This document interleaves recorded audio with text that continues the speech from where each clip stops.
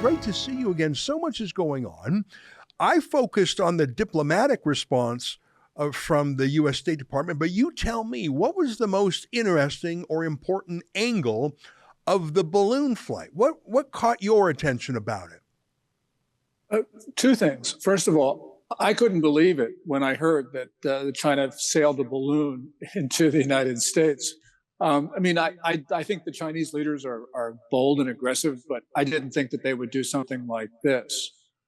The second thing, though, and this is disturbing, is that President Biden was not informed about this until the fourth day that the balloon had intruded into the U.S.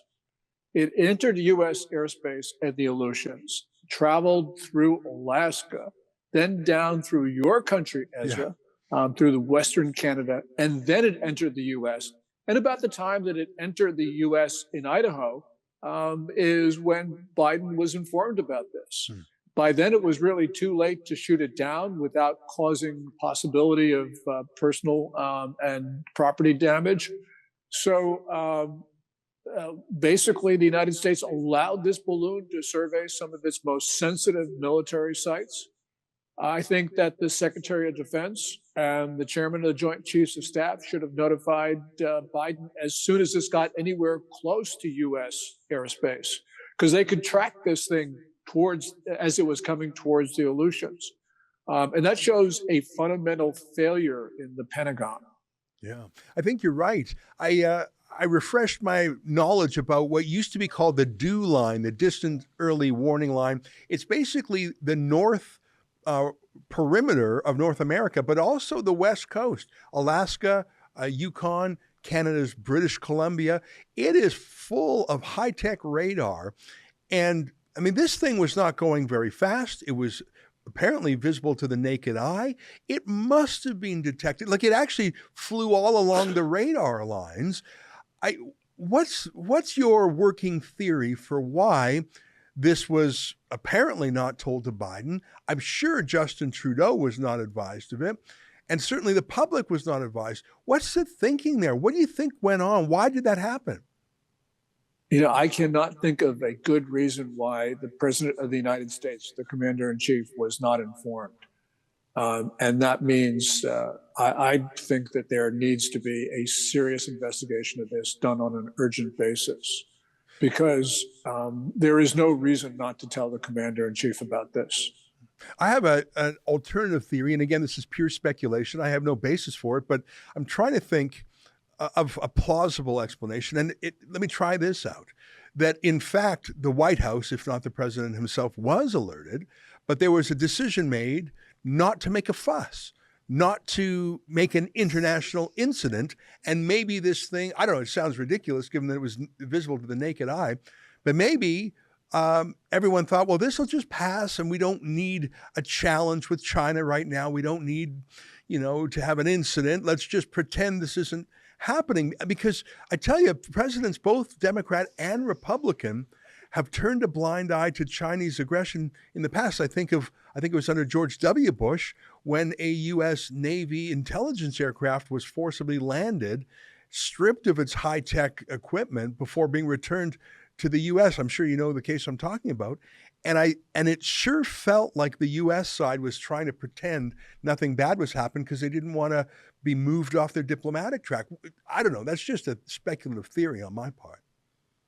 Well, we know that the Biden administration tried to hide this from the American public, and then it couldn't because people on the ground actually saw this thing and it was reported. I should have said, if Biden was telling the truth, that he was not briefed before Tuesday. But I assumed that he was telling the truth. But, you're obviously right. We go back to April 1st, 2001, when a Chinese fighter clipped the wing of a U.S. Navy unarmed reconnaissance plane, the EP-3. The plane had to land at the Chinese airbase in Hainan Island.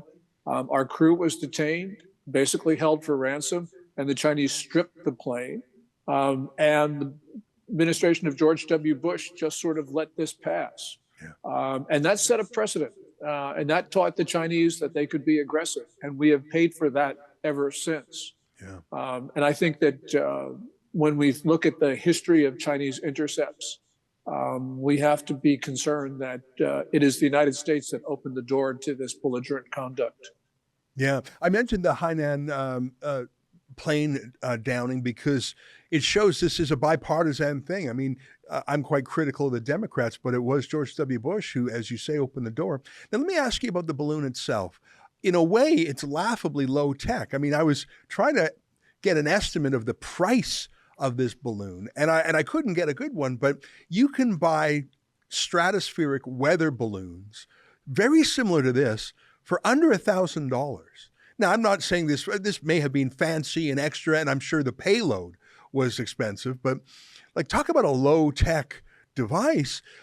And part of me thought, well, is it necessary? Because surely the Chinese government has satellites, they have on-the-ground intelligence, they have electronic intelligence. I mean, you know, who knows if there's apps on cell phones of people in army bases. Like, I was trying to think to myself, is there anything in the United States that the Chinese government doesn't know, even through, if you know the company DJI, they're one of the world's leading manufacturer of recreational drones, toy drones that the kids fly.